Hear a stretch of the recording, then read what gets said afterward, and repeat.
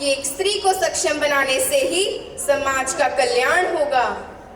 छोटी रानी साहेब, भीषण गर्मी के कारण वन में आग लग गई है और बहुत सारे वृक्ष जलकर राख हो गए हैं। ओहो, तो राज्य में वृक्षारोपण का अभियान चलाया जाए। राज्य के हर एक व्यक्ति को एक पेड़ लगाना अनिवार्य है। टुको जी भाऊ, आप हमारे साथ चलिए, हमें भी तीर्थयात्रियों से मिलना है। जी छोटी रानी साहिब। प्रणाम रानी साहेब। प्रणाम। गंगोबा पर हमारी अहिल्या कैसा काम कर रही है? ऐसी दूरदृष्टि, ऐसी कूटनीति कोई नहीं कह सकता कि अहिल्याबाई साहेब पहली बार और बिना किसी की मदद के राज कार्य कर रही हो, और उन्होंने मल्हार सरकार के सिंहासन पर बैठने से भी मना कर दिया। इसी बात से उन्होंने सबका दिल जीत लिया। अहिल्या की सफलता बहुत जरूरी थी, क्योंकि बहुत सारे लोग उसको मिली जिम्मेदारी से खुश नहीं थे। बिल्कुल ठीक रानी साहेब। अब उसकी योग्यता पर कोई सवाल नहीं करेगा। आइए गंगोबा पंत, इसी खुशी में आज हम अहिल्या के हाथों दान पुण्य करते हैं। जी रानी साहेब। 1742 7 वर्ष बीत गए और इन 7 वर्षों में मालवा ने जो उन्नति की, एक नई पहचान, नया रूप हासिल किया, उसे अद्भुत कहा जा सकता है।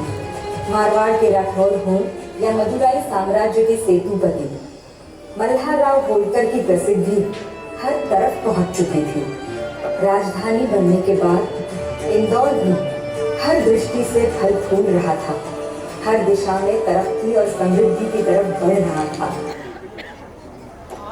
सन 1754 में कुमेर का युद्ध जाट, मराठों और मुगलों के बीच लड़ा गया और महाराजा सूरजमल की जीत हुई। लेकिन इसी के साथ अहिल्याबाई होलकर के जीवन में एक दुखद मोड़ आया। मात्र 22 वर्ष की आयु में खंडेराव होलकर वीर गति को प्राप्त हो गए। खंडेराव, तुम हमें छोड़कर कहाँ चले गए? अब हम कैसे जिएंगे? हमारी जिंदगी में तो अंधेरा ही अंधेरा छा गया।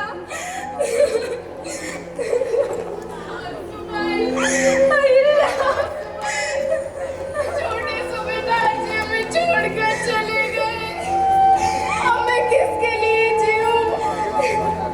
आप ही तो मेरे सब कुछ थे, मेरी खुशी, मेरी इच्छा, मेरा भविष्य और मेरा वर्तमान, सब आप ही तो थे। नहीं गौतमा, कोई नहीं रोएगा, कोई नहीं। हमारा बेटा योद्धा था, वो वीर गति को प्राप्त हुआ है और हमें गर्व है उस पर।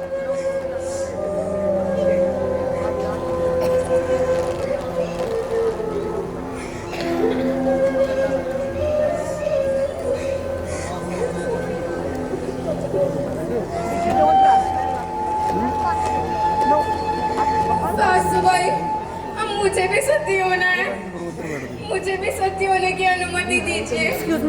यही हमारी परंपरा है। नहीं अहिल्या, हमारे बारे में भी तो सोचो। हमने तुम्हें अपनी बहू नहीं, अपनी बेटी ही माना है। बेटे को खोने के बाद अब हम बेटी नहीं खो सकते। अहिल्या, चलो अहिल्या, तुम्हें सती होने के लिए तैयार होना है। नहीं, हम अहिल्या को सती नहीं होने देंगे। पर क्यों अक्का साहिब? अब तो अहिल्या को सती होना ही पड़ेगा। ऐसा ही होता आया है। आप समाज के विरुद्ध नहीं जा सकते। नहीं, आप जाइए यहाँ से।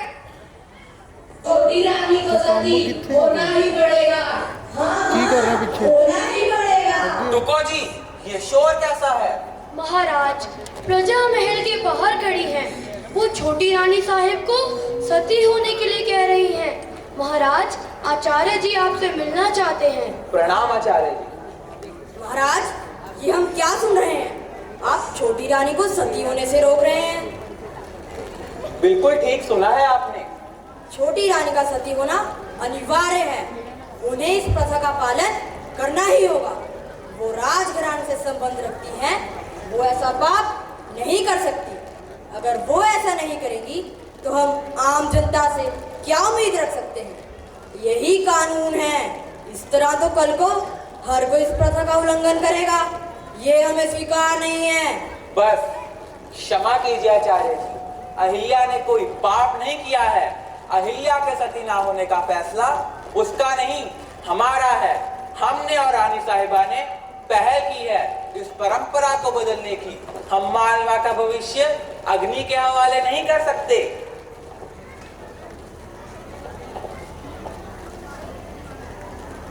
आखिर मालवा का भविष्य है कौन? हमारी अहिल्या ही मालवा का भविष्य है। जिस संस्कृति को धरोहर बनाने की बात आप लोग करते हैं, यकीन मानिए उसे बचाए रखने का काम हमारी अहिल्या कर सकती है। हर स्त्री को अपने पति की मौत के बाद जीने का हक है आचार्य जी, ताकि वो अपने परिवार का पालन पोषण कर सके। हम एक राजा होने के नाते सारी विधवाओं का समर्थन भी करेंगे और उनकी सहायता भी। आप हमारी आज्ञा की अवहेलना कर रहे हैं। याद रहे, आप व्यक्ति विशेष का नहीं, धर्म का अपमान कर रहे हैं। इसके परिणाम विपरीत होंगे। ये आपने ठीक नहीं किया। अहिल्या, हमारा ये फैसला निजी स्वार्थ से नहीं जुड़ा है। अब हमारी आखिरी उम्मीद सिर्फ तुमसे है। अहिल्या, लोग क्या कहेंगे इस बात की फिक्र मत करो। अपने अंदर एक नई अहिल्या का निर्माण करो। चलो अहिल्या।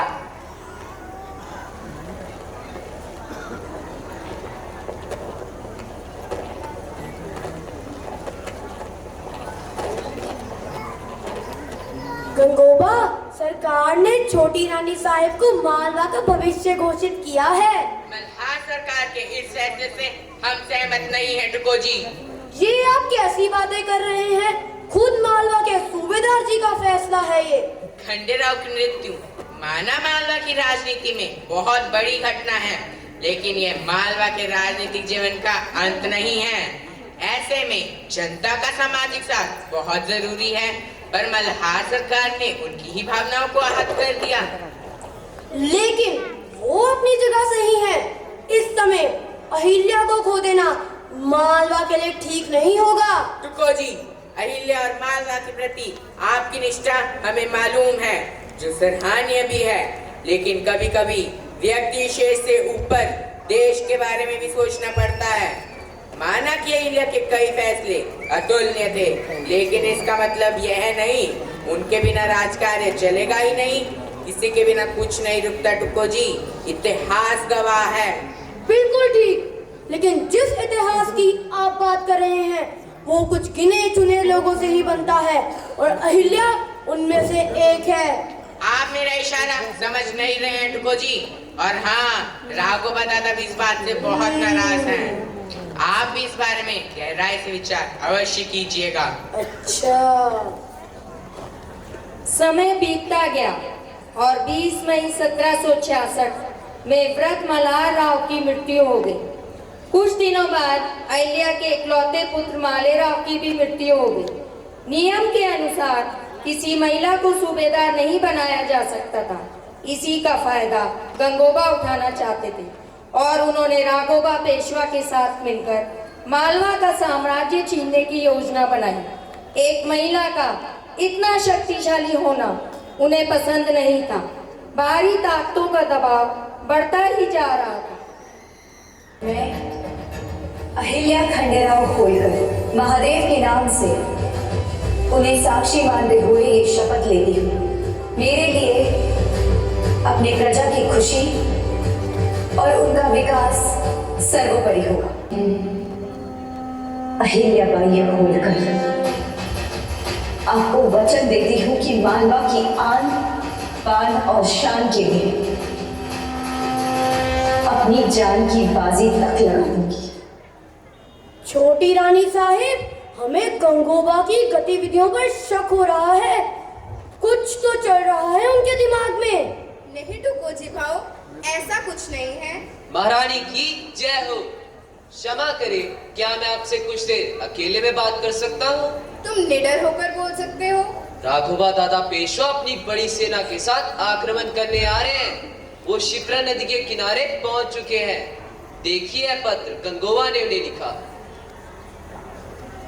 उनके जासूस से मैंने ये बड़ी मुश्किल से प्राप्त किया है। देखिए छोटी रानी साहिब, क्या लिखा है। हमारा शक सही निकला। टुको जी भाऊ, इस पत्र का उत्तर लिखित में दिया जाए। जी छोटी रानी साहिब।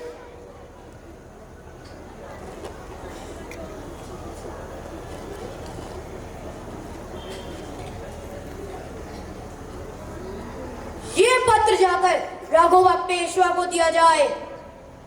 टुको जी भाऊ, आप हमारे साथ चलिए। हमें भी अपनी सेना के साथ जाकर वहाँ की गतिविधि देखनी चाहिए। जी छोटी रानी साहिब।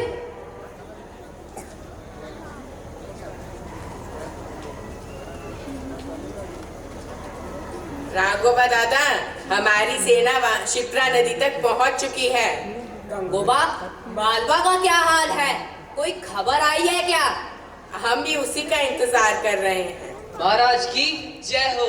महाराज, महारानी साहिबा ने आपके लिए संदेशा भिजवाया है। राघोबा दादा, देखिए तो अहिल्याबाई साहिब ने क्या लिखा है। मैं युद्ध के लिए अपनी महिला सेना के साथ तैयार हूँ राघोबा। जरा सोचिए, अगर आप हमारी सेना को हराकर जीत भी गए, जिसकी संभावना कम है, तो भी आपका इतिहास में कोई ज्यादा नाम नहीं होगा। परंतु जरा सोचो, यदि आप हार गए तो लोग क्या कहेंगे? आपकी कितनी बदनामी होगी। आपको एक स्त्री से हारे हुए आदमी के रूप में याद किया जाता रहेगा। बाप रे, ये एक महिला के स्वर है। गंगोबा, हमने फैसला किया है, ये युद्ध हम नहीं लड़ेंगे। जाकर कहो अपनी रानी साहिबा से कि हम युद्ध के लिए नहीं आ रहे थे।